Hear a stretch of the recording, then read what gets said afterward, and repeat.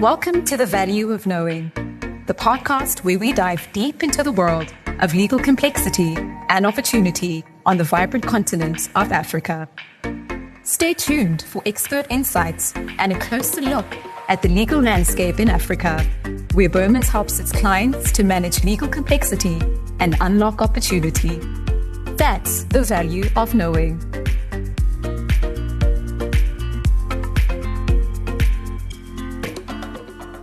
Today's edition focuses on public-private partnerships, commonly known as PPPs, their potential, opportunities, and the challenges governments and investors face in implementing them across Kenya, Zambia, and Tanzania. PPPs have the potential to significantly address Africa's infrastructure needs, as the continent offers abundant opportunities. However, the number of PPP projects reaching financial close falls short of what one might expect given the wealth of opportunities available. Governments are enacting laws to facilitate PPPs and increasingly seeking private sector investment.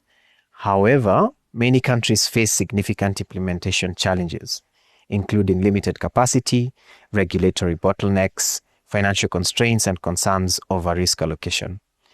In trying to understand this better, today's episode will explore the legal and regulatory frameworks shaping PPPs in Kenya, Zambia, and Tanzania, sectors where there are opportunities in PPPs across these three jurisdictions, the key challenges in structuring and implementing PPP projects in the three countries, lessons from past projects, and what needs to change for PPPs to truly drive infrastructure development. I'm Edwin Faru, a partner in the Energy and Infrastructure team at our Kenya office, and I'm also joined by Joshua Mwamulima, partner from Zambia, and Lamek Mugayizi from our office in Dar es Salaam. So let's get started. Maybe we can start by referring to Joshua. I know the journey for the PPP laws in Zambia closely mirrors what we've had in Kenya, where we had an initial piece of legislation and there's been attempts to improve it since. Thanks, Edwin.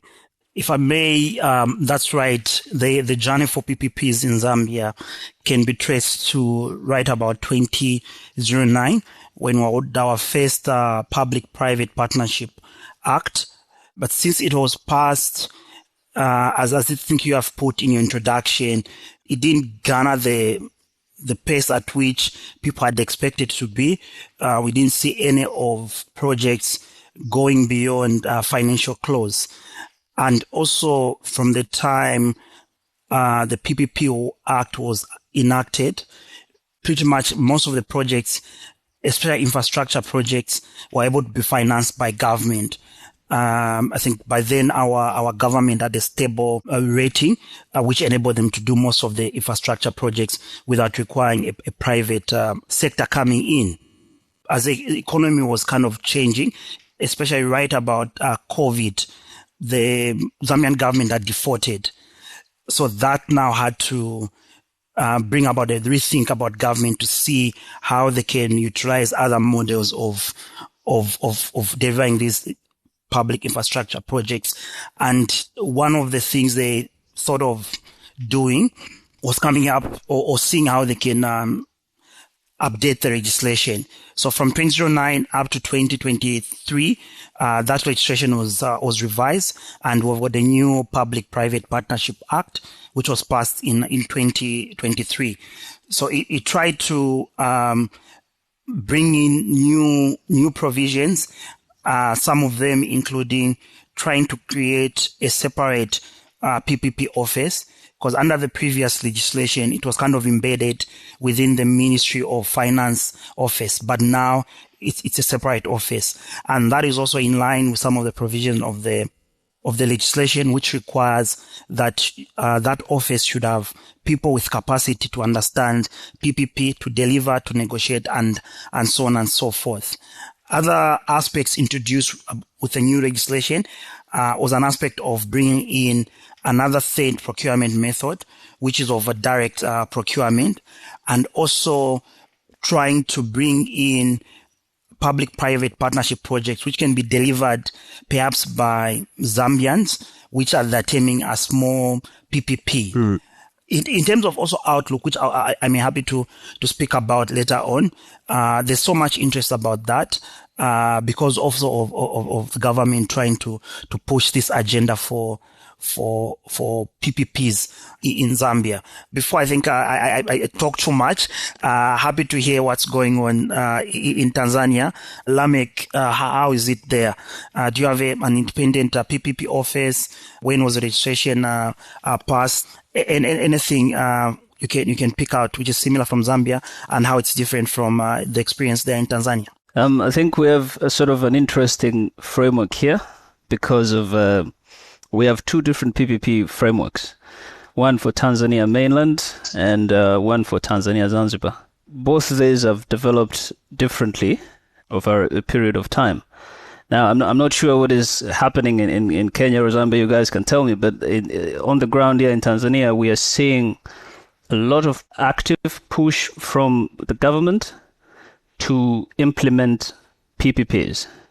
And we are seeing a lot of government-backed projects being implemented as PPPs, and we're seeing officials and leaders saying, sort of enticing the private sector to take part in PPPs. In terms of legislation, we have the PPP Act in mainland and the PPP regulations. These were heavily amended in 2023 to sort of introduce some new provisions around government funding, and some provisions around guarantees, which is, well, as we all know, this is a sensitive matter and we can talk about it later on. Zanzibar, we have a PPP Act of 2015 and the regulations of 2017. These have seen slightly less amendments, but recently, following the blue economy policy in Zanzibar, we are seeing more and more projects in Zanzibar being implemented in PPPs. So the outlook is good, given that the government is pushing for these projects. That's sort of the lay of the land in Tanzania. Tanzania has a very interesting system. Yes, indeed. From a Kenya from a Kenya perspective, I think we draw a lot of parallels with Zambia's experience. So we had the 2013 PPP Act, which, while some projects reached financial close under that law, there was a sense that the law created a good foundation, but did not go far enough in terms of enabling projects reach financial close. So there was a process just around 2020 that resulted in the refreshment of that act and the passing of the 2021 PPP Act. And, it was a considerable improvement from what we had before. Just as Joshua has mentioned, there were new methods of procurement which were introduced, like direct procurement.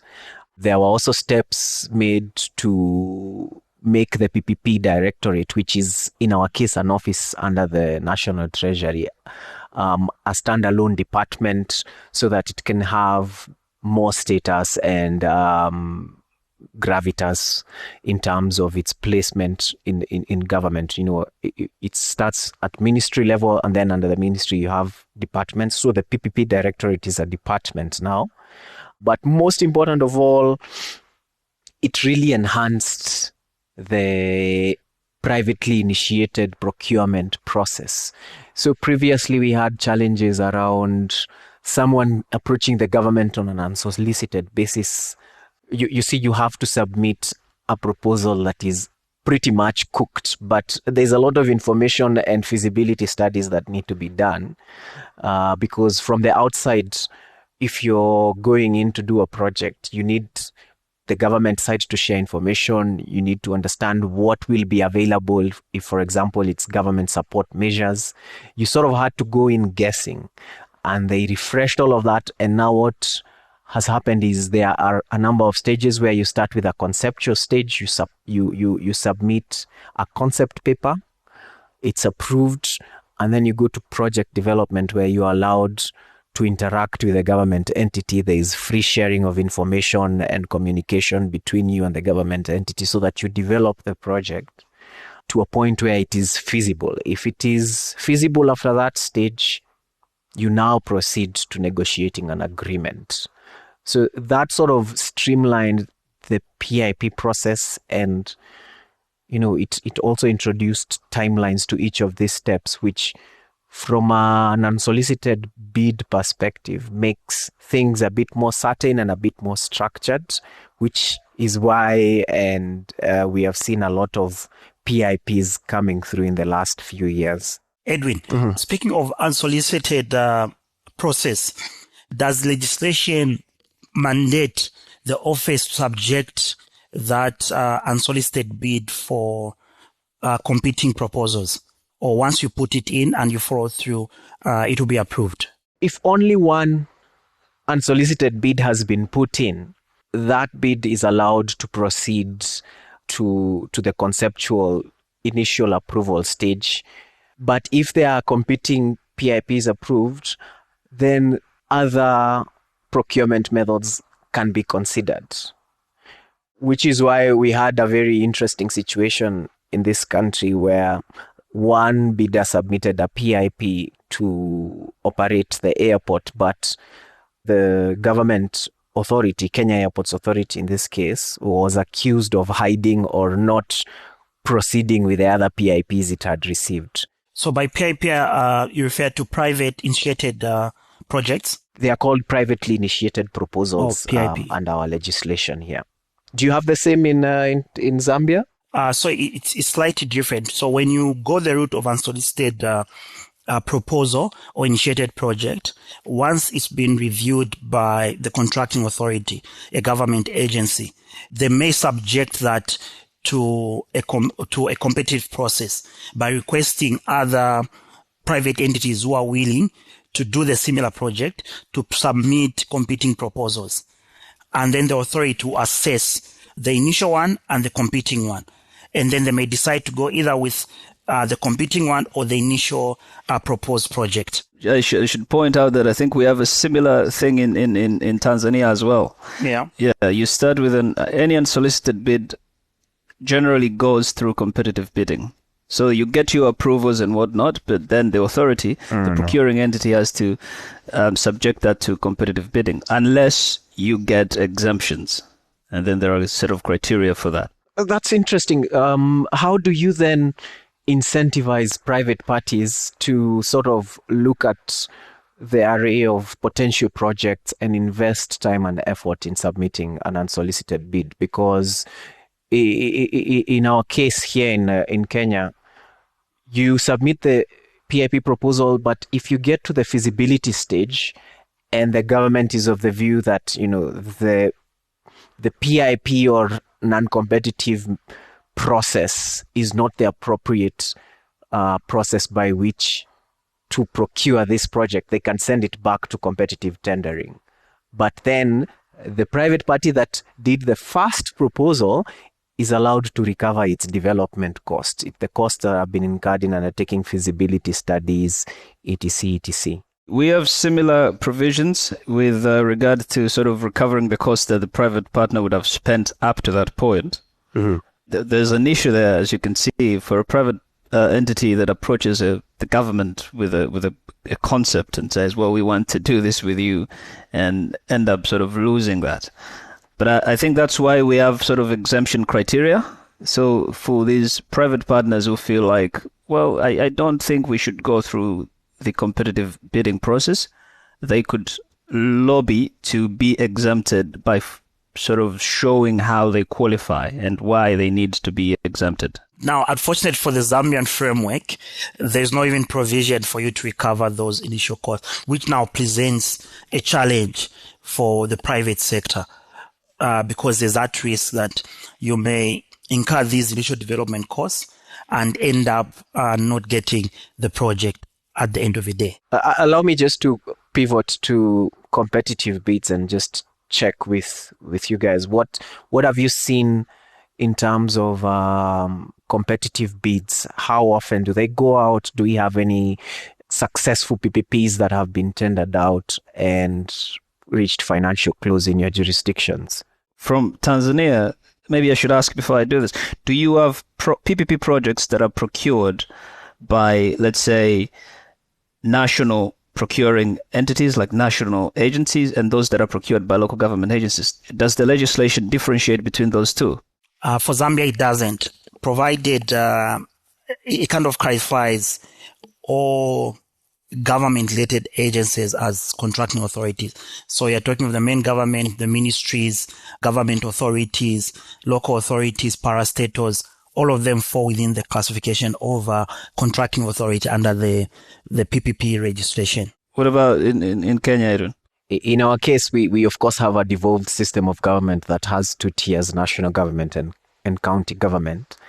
And the legislation differentiates between PPP projects undertaken at each level. Okay, the reason I'm asking this is because for projects that have sort of seen financial close, over the past years, we've seen these, what we call municipal PPPs, the smaller ones, sort of building the bus terminal somewhere in rural Tanzania, as opposed to large-scale PPPs, which is where the push is at the moment. And for us, one of the major PPP project current ongoing and which reached financial close, it's through the construction phase now.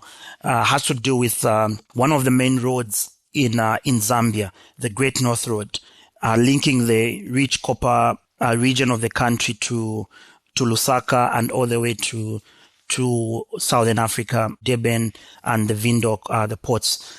So that was done under competitive PPP. And the project was about 649 million and given a 25-year concession. So I think that's one of, we've seen why there was a competitive PPP process and reached financial close. And right now it's going through construction. I'm quite intrigued by Tanzania's experience where it's been the local government projects that seem to be successful, because in our case it's been the complete opposite. And maybe we'll get to the point where we discuss that, because the challenge we've had with the local government PPPs is a lack of confidence by lenders and investors in the ability of these institutions to meet their financial obligations, because they do not enjoy financial autonomy from the national government. So automatically what happens is everyone just wants to deal with the national government, because when you go local, it means that you are taking risk on the county budget and the local county assembly actually approving your budget for the period of your concession period. So it's been a challenge to implement projects at that level. So given that we have seen that each of the three jurisdictions has a good legal framework and laws that define what PPPs are and what you can implement as a PPP. It would be interesting to understand where we've seen activity, progress, and success in the PPP space from each jurisdiction. So maybe we can start with Lamek. You mentioned that you've seen PPPs succeeding at the local county government level. Maybe you can tell us in specifically which areas other than transport. The trend, to be honest with you, is mostly on infrastructure, and it all ties into transport at the end of the day, because even the terminals that they're building are bus terminals mostly. But for the most successful part at the moment, we are seeing that we are going to get the operators for the BRT, which is 6 phases in Dar es Salaam, the bus rapid transit, are going to be procured through PPPs. And that means that's your bus operator, that's your fare collector, that's your fund manager. All of them are going to be procured under PPP arrangements. And I understand that for this first and second phases, those are already in procurement, and for the rest of the phases, this will follow later. Now, in terms of what has been completed, there's a project that is currently being implemented, and this is for a construction of a sort of a one-stop business complex at Kariakor. You guys, have you been to Kariakor? Ever heard of it? We have a karaoke in Nairobi. I was going to get very surprised. That's great. That's the largest sort of commercial, local commercial complex here in Dar, and the idea is to construct a one-stop shop business complex, and this is at the implementation stage, and it is being done by the Dar es Salaam Development Corporation, the DDC. So, as you are aware, we have started SGR operations, the Standard Gauge Railway, and this has a lot of potential there's a lot of potential in the railway sector. And I think, Joshua, you may be aware that recently there were some concession agreements along Tazara, that's the railway corridor between Tanzania and Zambia, with the Chinese companies. So with other phases of SGR coming through, we are expecting to see there's more opportunity there.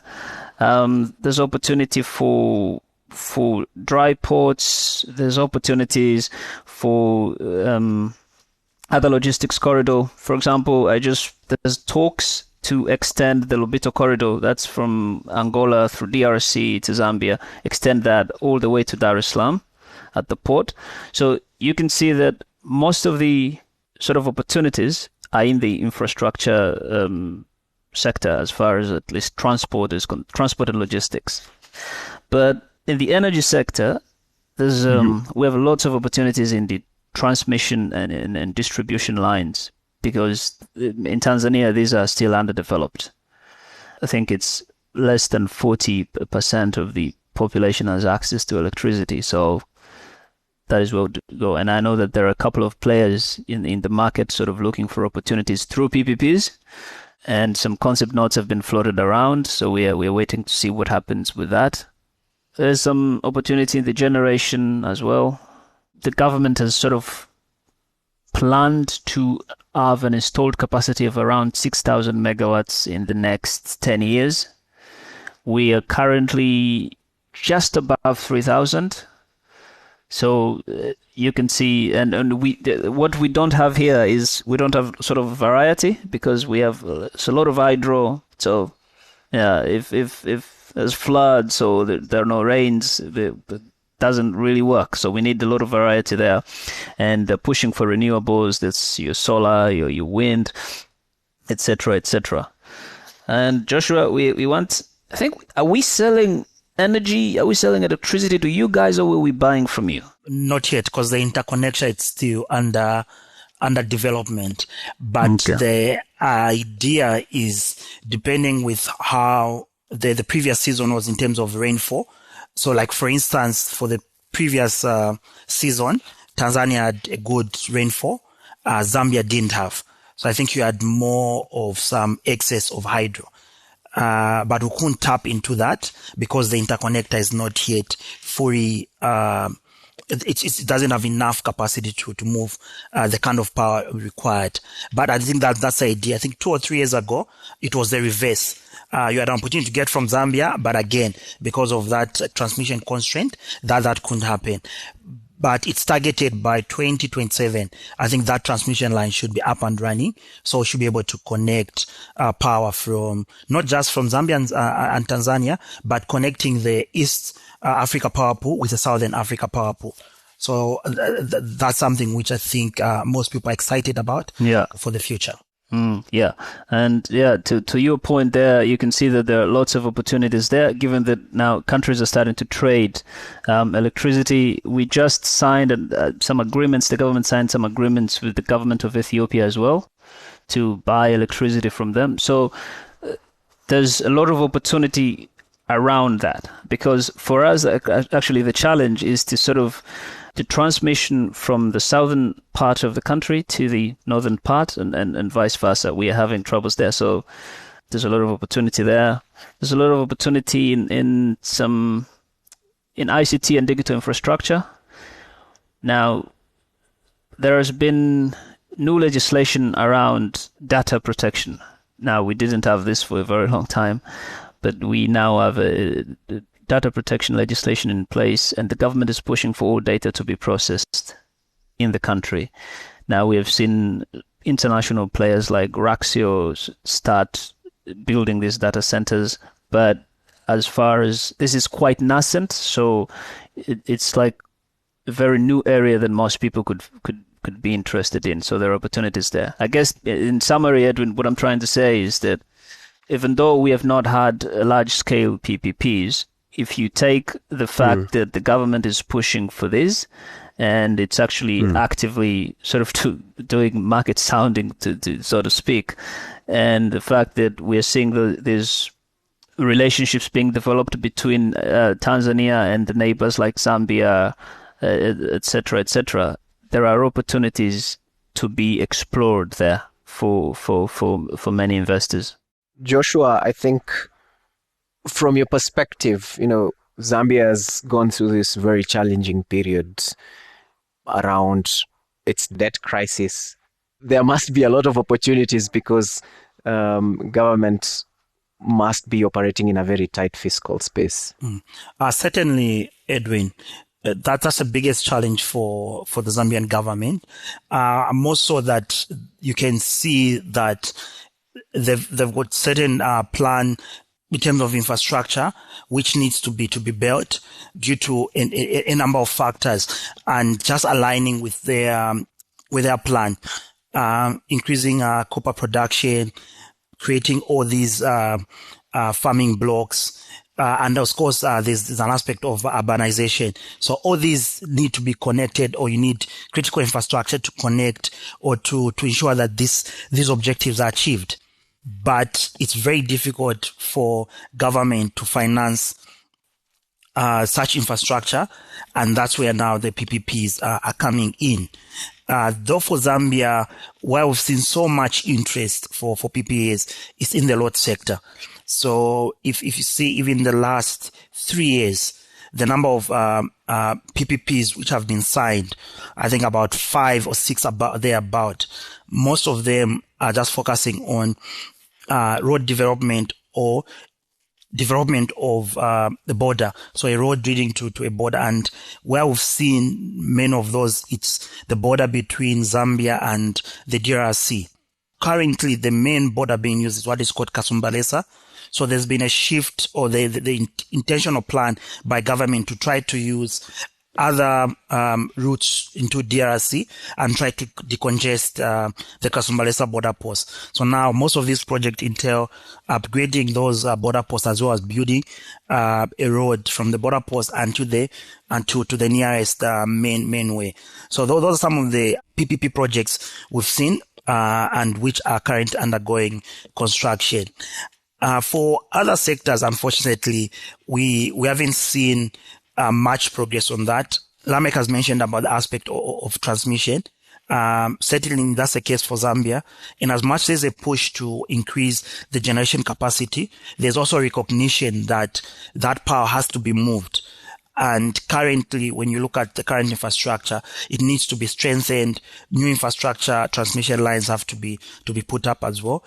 And especially in that sector of transmission, that's also an opportunity for PPPs to come in, because government as well as the state owned utilities, ESCO, may not have the financial capacity to do that at the pace they would want them to do that. Other sectors, we haven't seen much in other sectors. Healthcare, nothing there, but that's something which is untapped and it can be exploited. We've also seen one of the water utilities for Lusaka Water Sanitation, kind of exploring ways through which they can expand their infrastructure, in particular the pumping station which they use, just to ensure that they're able to meet the demand of their customers. But again, even them doing it on their own, using their own balance sheet, something which they think may not work, but rather to use more of a PPP. Opportunities are there for other sectors, but where we've seen a lot of people, a lot of private sector have jumped, it's more of the road infrastructure project. I think I'll pause for now. I'm not sure about Kenya, where the interest is and where the opportunities are. Yeah, Kenya is operating on the same challenges or under the same challenges as Zambia. And we've just come from a very challenging period when this new government came into power. Initially, we had the debt crisis, and they seem to have staved off the worst of that. But then when they tried to increase taxes, we had the Gen Z protests in 2024. So the government is operating in a very tight fiscal space, and this is what is driving the need or the push for PPPs. So from the previous law, we had a number of projects that achieved financial closure in operations. We had roads under the road annuity program. We have the very iconic Nairobi Expressway, which passes right outside my window. Nice. As being one of the more successful PPPs. But it's been a mixed bag because we had other road PPPs that were cancelled, such as the Nairobi-Nakuru Mau Summit Highway. There's still some interest to pursue PPPs in the road sector, but that depends again on there being a tolling policy that works. So at the moment, there's a draft tolling policy that has been published, and hopefully that will see a bit more interest in converting some of the roads to PPPs. There's also a lot of interest in the logistics space. Ports have been a challenge in Kenya. We have the Lamu port, which has never really taken off, although a lot of money has been sunk there. We have the Mombasa port, which is facing a lot of competition from Dar es Salaam, and there's a need to invest in that. The procurement of a private party to manage the ports was launched in 2023, but it was put on hold pending court case. But that has now been resolved, and we understand that they will be retendered once the government has appointed a transaction advisor to deal with some of the gaps that led to the initial pause. It's also the same on the energy space. We have really invested in generation and focused on increasing generation capacity over the last few decades, but there's been underinvestment in the transmission side of the sector, mainly because it was led by government, and given the challenges that the Kenya government is currently facing with financing, they are looking at private parties to undertake some of those lines on a PPP basis. So at the moment, we are advising Africa 50 and Power Grid of India, who are negotiating a project agreement with the Kenya Electricity Transmission Company, KETRACO.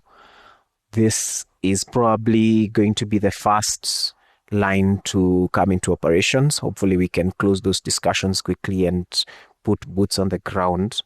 But there's still a huge need for transmission infrastructure in Kenya because it's lagging behind in terms of development. And there are about 5 other lines which were dropped from another bidder, which we understand will be put up for bid or for tender in a few months.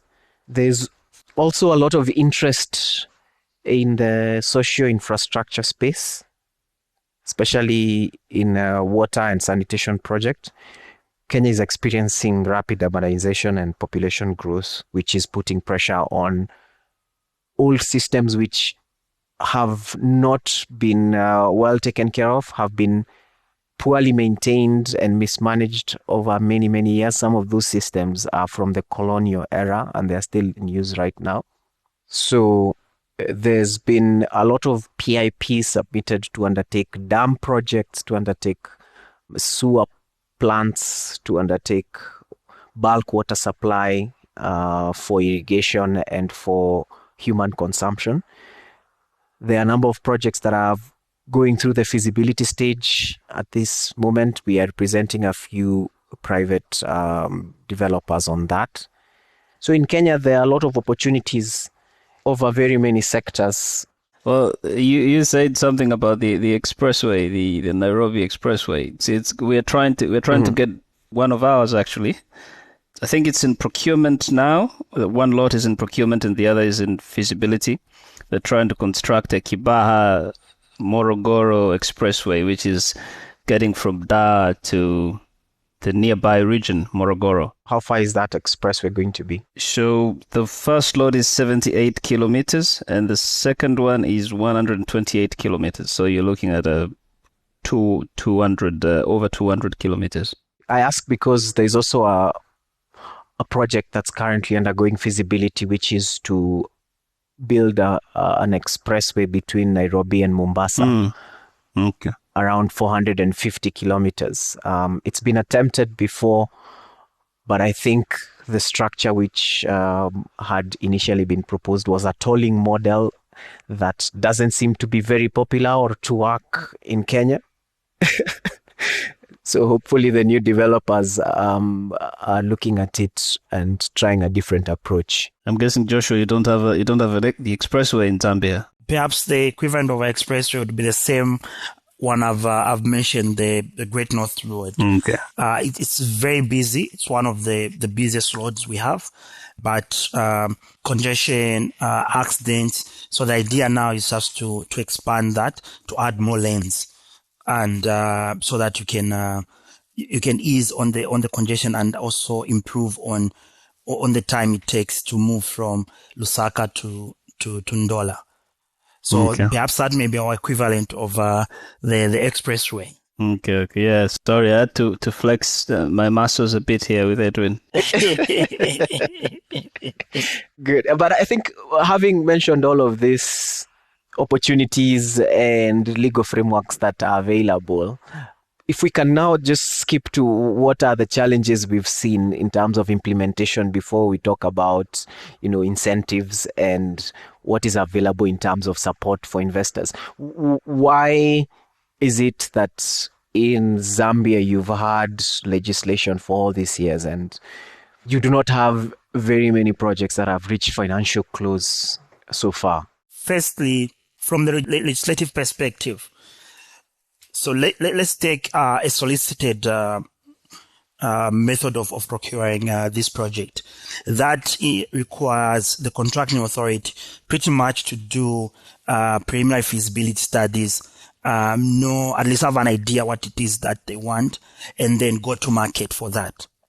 So for most of these contracting authorities, they may lack capacity to do that, but also they may lack the resources to put in and or to pay someone to do that. Secondly, if we go to the unsolicited, it's an issue we've talked about. A private entity will start the whole process. They'll go through the whole process of coming up with a concept, getting all the necessary approvals. When they get the final approval, before they can sign the agreement, the whole process has to be now subjected to a competitive process. The contracting authority has to invite other people to put in tenders, and then the contracting authority now have to assess between the initial proposal and the competing proposal. Whichever they find to be better, they'll go with that. And if they don't go with the initial private developer, there's no mitigating their development costs. It's just a sunken cost. So there are those challenges. So perhaps now with the third method of direct procurement, or what you call direct negotiation, we'll see how that works. But so far, we haven't seen anyone use that method. So that's one of the challenges we're seeing from the regulatory framework. Dealing with the same legislative framework, if you look at the approval process you have to go through until you finally sign the concession agreement, if you are to be conservative about the timeline, you're talking about at least 8-9 months timeline of approvals, because you have to go through different approvals, the office itself, the technical committee, and then finally the PPP council. And the PP council itself is made up of mostly cabinet ministers So you have to ensure that your project has got that political buy-in for you to get those approvals. Those are the approvals prescribed by the law. But if there's political will and all that, the approvals may be obtained within a short period of time. But I think when you look at you take the approvals required from when the project has been initiated by the contracting authority until the concession agreement has been signed, you are looking of 8 to 9 months of that. On the other hand, if you go through the traditional procurement method, the timeline may even be less than that. So for a private entity or a contracting authority, they may see going through the other route to be better as opposed to going through the PPP model. Other challenges have to do, of course, with foreign exchange risk. Most of your cash flows are in local currency, but you may find that your loan has to be paid in hard currency, the USD. So that's not a challenge, but even though it's a challenge, there are ways of course, mitigating that through contractor protection and some of the hedging too.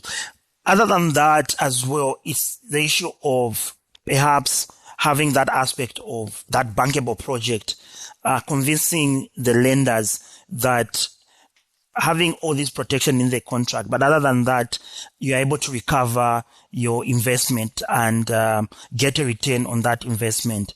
I think that's also something that's a challenge, because you may find that most of the services you are targeting, the fee payable by consumers historically has been subsidized. So moving into cost effective, most of the consumers may not be willing to pay for, and therefore your project may not work if you go with the current fees being paid for. So those are some of the challenges we're seeing in Zambia, which may affect the proper implementation of these PPP projects.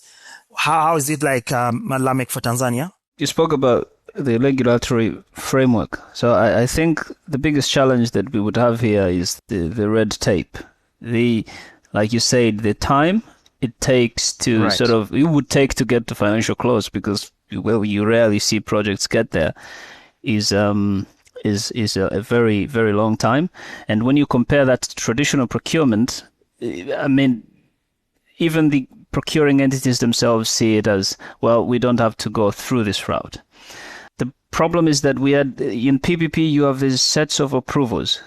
And I understand that there have been communication there are some things in the pipeline to reduce the number of steps that you need to go through for a PPP project, especially at the development stage. Mm-hmm. And an example of this is that in 2023, they removed the requirement to submit the concept note for approval. What they're trying to do here is just to minimize the time spent in planning and development. And they added in strict timelines, 21 to 30 days. But historically, you can see that this is one of the reasons why the government agencies themselves did not want to go through PPPs. I think the second thing was that it's an issue, it's a capacity thing. And this goes both ways for the government and for the private sector. There was no enough sensitization around PPPs like there is now.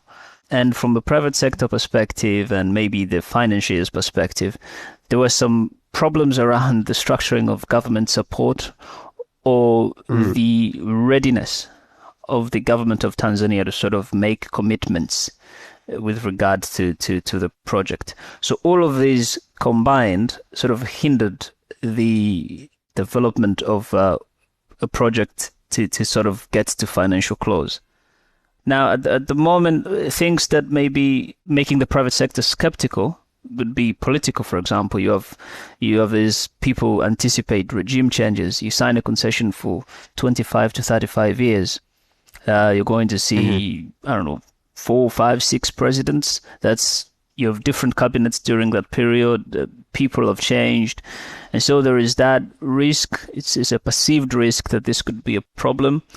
Recent trends and amendments in Tanzania, at least, aim to reduce these obstacles to sort of make it clear that we want PPPs. We are going to do anything and make the framework sort of look more accommodating, so to speak. I'm not sure if that's the case in Kenya, where you have challenges and you're seeing the government trying to sort them out, or maybe it's a bit different on your side, Edwin. I could literally just repeat what the both of you have said and then change where you say Tanzania or Zambia and put Kenya, and I'd probably be right. So without repeating, we are facing the same challenges. If it's lack of government capacity or financing to undertake feasibility studies or to prepare tenders when it's for solicited bids, we have the same challenges around a bureaucracy that just slows everything down, which then means project development and PPPs take extremely long and therefore become extremely expensive both for developers and for end users once they are completed. Maybe where the government has done better than other jurisdictions might be in terms of government support, but we can talk about that when we speak about incentives. What I would also add is we have seen the government take harder positions in terms of risk allocation, which in some sense has made transactions more difficult to close. The government is asking for a lot from the private sector, but they are not willing to balance out risk allocation in a way that makes private sector comfortable in taking the additional risk. So that has been a challenge in closing. So for example, the government has been providing letters of support to cover political risk, but the cover or the level of cover that is provided in those instruments has been watered down over the years. But the government is still asking people to take more risk from the private side without offering more on the political side, which creates an imbalance that just makes transactions that much harder to close. The other thing I could add is political interference in PPPs, which means there is the fear that Lamek mentioned around changes in regime. For example, like in the energy sector, the last government issued a moratorium and undertook an analysis of all the power purchase agreements. And one of the recommendations was you need to reopen those PPAs and renegotiate those tariffs. That does not create investor confidence. A stable political environment and a stable policy environment has been a challenge in some sectors, which means that transactions are not as many, or we have transactions that are not bankable. The other thing I would say is from a public perception, PPPs are, the newspapers here call them deals. They keep referring to them as deals, which is a perception that where it's a PPP, especially where it's unsolicited, it's a creature that is just meant to implement a corrupt motive, or there's a corrupt motive behind the project. That has, of course, made investors shy away from PPPs because from a reputational perspective, you don't want to take that risk. Maybe I could ask Lamek, you mentioned challenges around currency risk. Yeah. Maybe you can talk about the foreign exchange control system in Tanzania and how that affects PPPs. You'd find most investors worrying about repatriation of funds, but that is not really an issue, at least not for Tanzania. So long as you've paid your taxes and you can show that I've paid taxes to the TRA, you can take out your funds. But there are some controls on foreign lending. So if a foreign loan is made to a resident, Tanzanian resident, and the tenor of that loan goes beyond 365 days, that should be registered with the central bank. If that is not done, the funds will never be able to come out of Tanzania. That's one.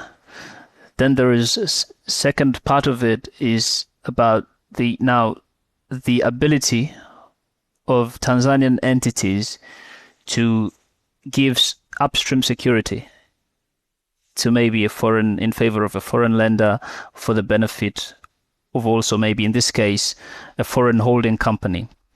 You need exemptions in that regard. Now, as far as PPPs are concerned, there could be an issue in terms of structuring your finance, especially your security. All of these would have to be taken into account, and it would take some time to get these exemptions, because in this case you would have your project company on the ground, and the project assets would be here, and that depends on where the debt would sit. But at the end of the day, you would find that most structures, you would require some exemptions or some notifications with the central bank, and that may take time. So that has also to be factored in. And then to what Joshua was saying about this all being a very lengthy process. But in terms of currency, private parties are worried in terms of how they're getting paid, in what currency they will be paid in. So there's a push that if you're a resident, you have to be paid in shillings. Now, a couple of years ago, well, not a couple of years ago, months ago, people could be paid in dollars, which is sort of stable. While the shilling is, well, I'm not sure about the Kenyan shilling, but, well, the Tanzanian shilling is not that stable. So there are problems there. It is difficult to say at the moment because we haven't seen the regulations. We have no idea of how they would look like. So we can only say generally that you would have to conclude all of this contract and emphasize your invoicing to be in shillings, and that is not a very easy conversation to have with clients, with the private sector. So I'm not sure if that's the same across Kenya and Zambia. When you say that you have challenges with your currency, I think that's a huge understatement, isn't it? Wasn't it published as the worst performing currency in the world? As a Kenyan, I had to bring that up. I know. No, I watched that fight afar. Someone from Southern Africa. Yeah, I think Lamek, those are definitely some of the challenges which definitely will be concern for foreign investors. For Zambia, it's slightly different. From that perspective, I think we've taken more of a softer stance. And usually what this question comes up a lot, and we're happy to say that, for instance, in Zambia, we don't have all these exchange controls. So pretty much, provided all the taxes have been paid, an investor will be able to repatriate the funds. The only requirement was added this year is just showing, provided you have got a proof that you've got what we call a tax clearance certificate, pretty much which shows that you're up to date with your tax liabilities, then you should be able to repatriate your funds. If you don't have that certificate, when you're remitting the funds outside the country, the financial institution automatically will withhold 20% of the funds as advance tax.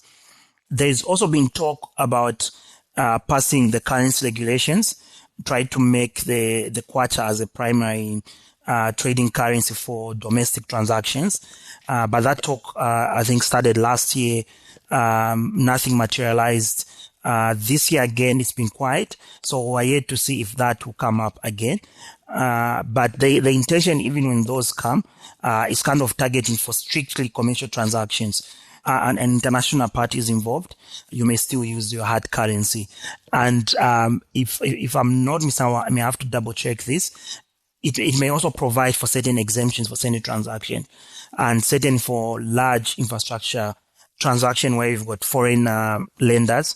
They may not be subject to those. But anyway, we'll see when those are finally published for the public to make comments. But for now, we don't have those similar restrictions as you have in Tanzania. We've seen some agencies saying, well, we know you have to pay your debts in dollars. You have to repay that in dollars. We are going to pay you in shillings.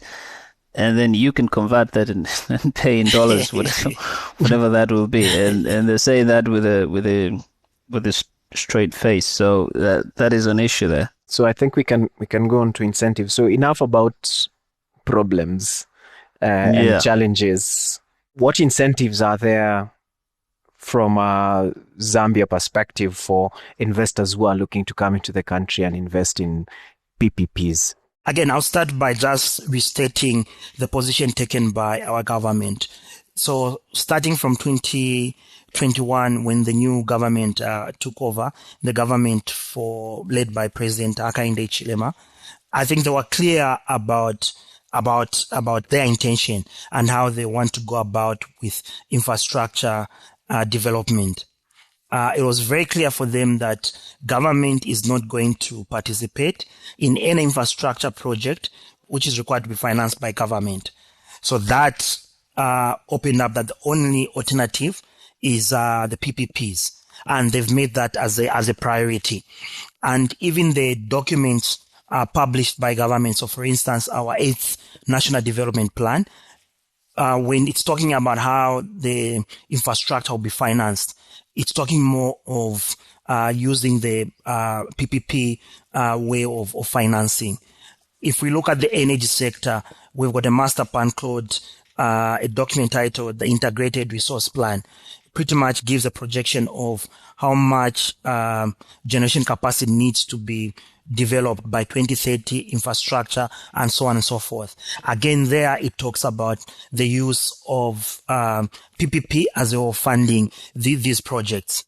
If you go to our state utility, if you look at their strategic plan, I think that's for 2022 to, I think, for the next 5 years, as a way of them developing some of the project. Again, they're also talking of PPP.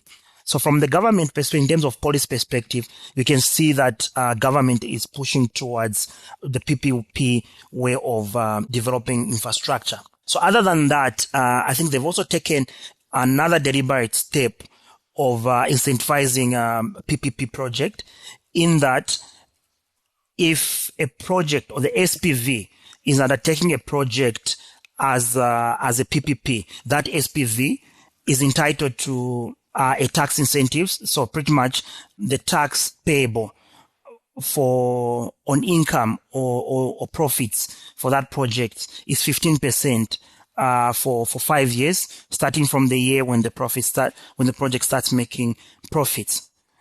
Now, this is different from any ordinary investor. So if you're an investor, you're investing in any other sector, you are not entitled to these incentives. Your income will be taxed at the standard 30% income tax rate. So this incentive is only preserved for an SPV involved in a PPP project. And of course, you've got other incentives such as your usual suspension of exercise and custom duties on the importation of construction materials, plant, and machinery used for the PPP project. There's VAT relief during the project's initial phase. These again are some of the incentives government has kind of come up just to incentivize private sectors to use the route of a PPP as opposed to the traditional procurement method.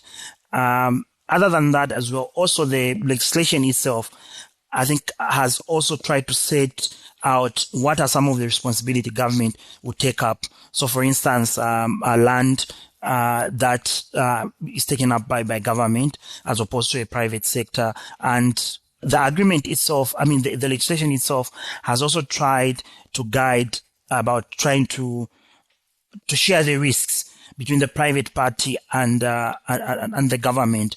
I think that's a theme which comes out clearly in the legislation. And the whole purpose of that is just to give comfort to the private sector that come through, invest in Zambia in a PP project, and you'll be able to get a return on your investments. I'll pause here, and I'll be happy to hear about what the governments are doing in other countries. Well, in Tanzania, to start with the government stance, this has been highly publicized. It's been made public. The government is pushing for PPPs, especially in the infrastructure space. We have the PPP Center was in the legislation, but it was sort of a department in the Ministry of Finance. But now we have the executive director of the PPP Center. It's sort of independently standing at the moment. And the push is not just coming from the ministries. The president herself as publicly has been recorded publicly saying we need PPPs. So that is, I think that should be like the first thing to consider when deciding if the private sector should go for PPPs or not. But another thing, I think in terms of incentives, the PPP laws in Tanzania provide the most clarity in terms of what support and what incentives are available to a private partner or to a PPP project. And this clarity you would not find in any other legislation. For example, there's no talk of incentives or what type of incentives you get in traditional public procurement. And then I'm saying this because I remember 2 years ago we were doing negotiations for one of on some PPAs, renewable PPAs, and the government lawyers said that, well, this is being procured under traditional public procurement, so it is difficult to give you a government guarantee. That is, I'm quoting, I'm paraphrasing, but that's what they said. And if it were procured as a PPP, possibly we could give you a government guarantee.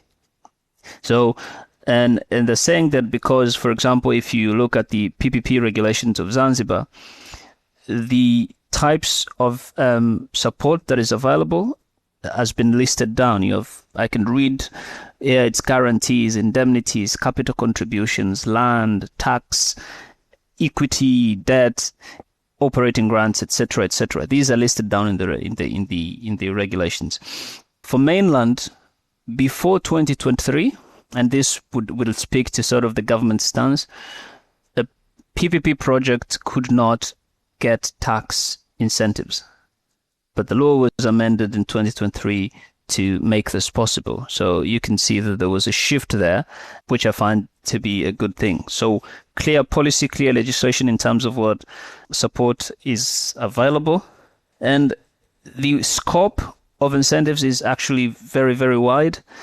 We had some amendments recently in the mainland PPP Act that defined public funding, because initially it just said the project may receive public funding, but then it has been clarified that what public funding entails, and this goes on to include contingent liabilities. So your guarantees, and these are also defined in the legislation, guarantees, demand guarantees, revenue guarantees, payment guarantees, etc., etc. So I think in terms of the things that should push the private sector to sort of consider PPPs, is you have a clear framework as regards the available government support.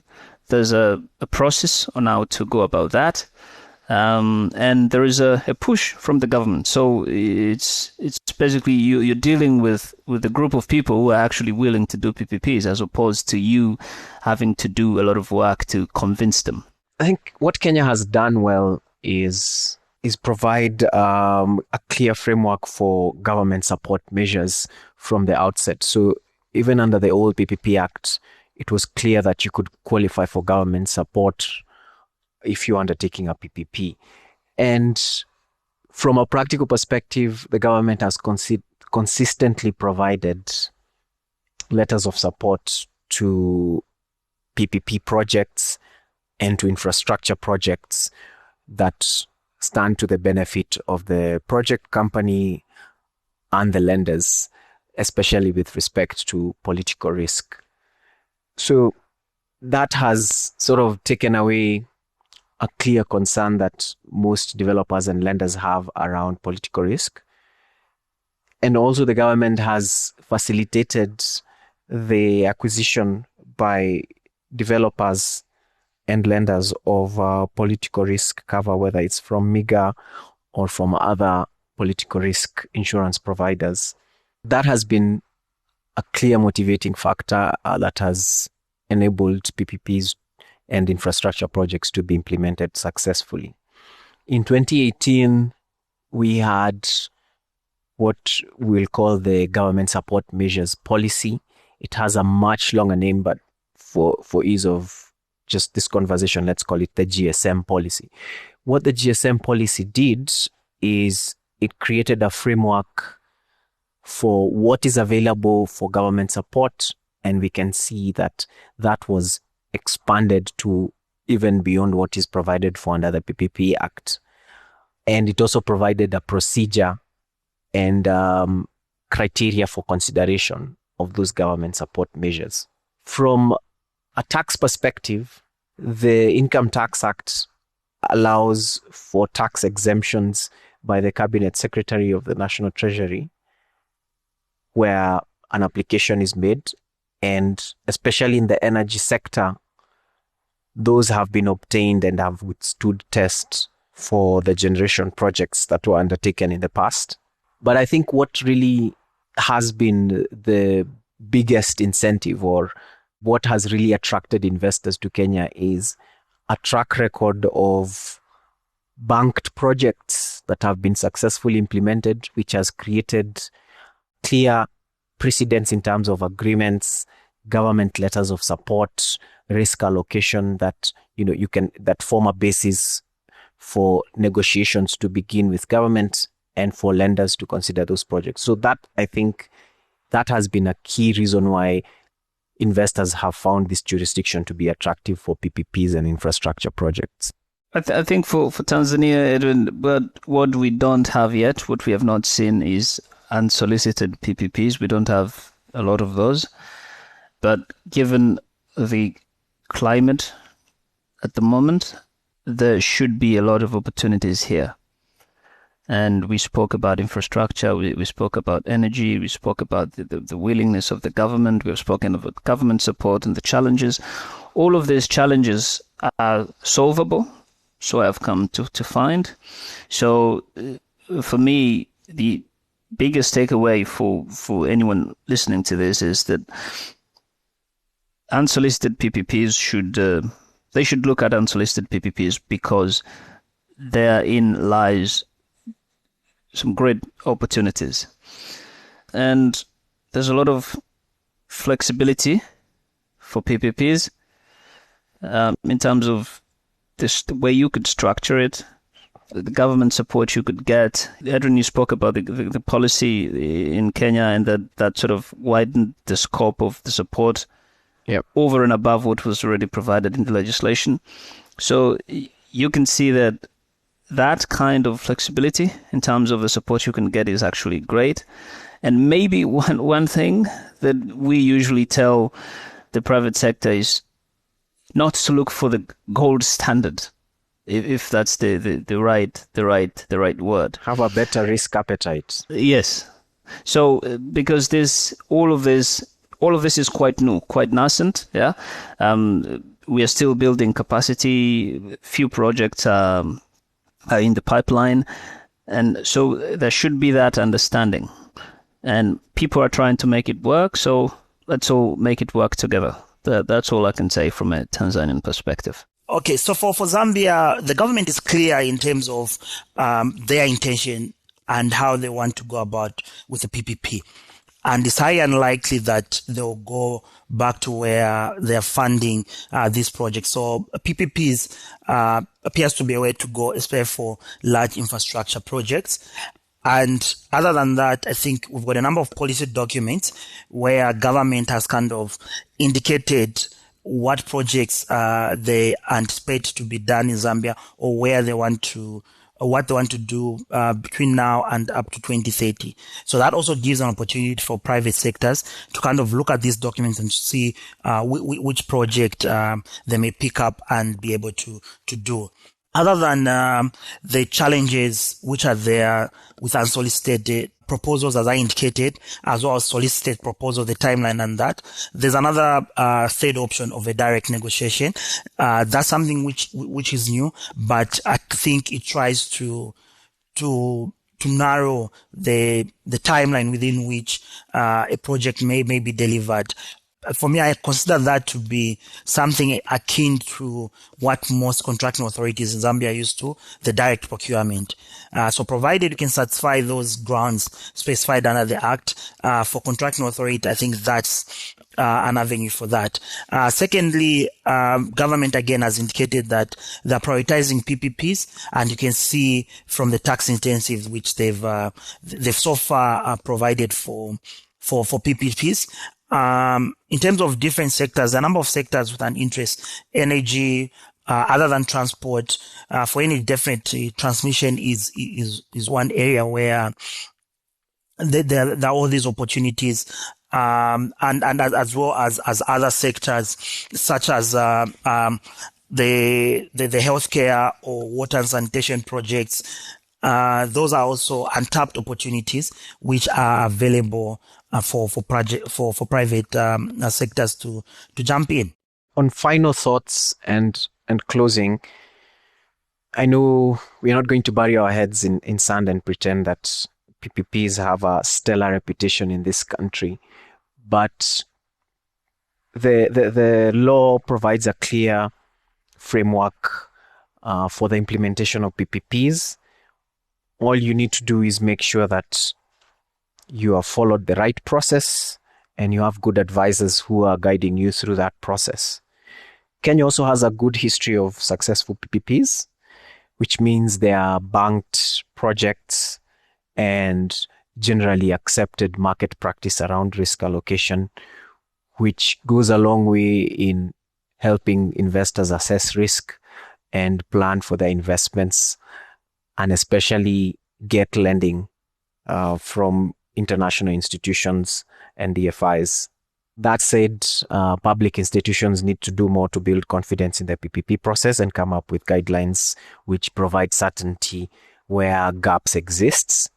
This is especially around disclosure of information. We have requirements on disclosure regarding PPPs, but the question is when and how much is disclosed. That needs to be clear so that there's certainty not just for investors but also for members of the public, and getting buy-in from the public. Requirements around public participation, what kind of public participation and to what extent is required, who is responsible for it, at what stage of the process should it be undertaken. This has been a big or a consistent issue in projects in this country and has been the downfall of many. And other points such as local content. So government institutions need to provide better guidance on these points so that all these opportunities we are seeing in the PPP space can be actualized into projects. If you would like to get in touch or find out more about Bowmans, please visit bowmanslaw.com.